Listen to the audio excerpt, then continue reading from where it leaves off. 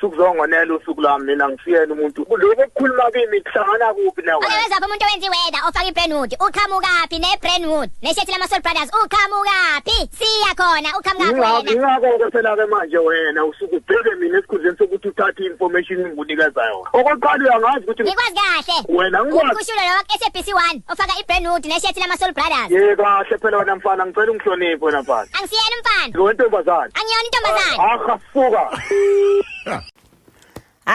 Hayi wema South Africans khohlwana ukuthi niyokena unuku umbuso wezulu ngishele ezinja ngeke nize ningeniswe kulona ziyona ikhonkotho izinja nisaqhamuka ikhonkotho zithi huf asifune South African hey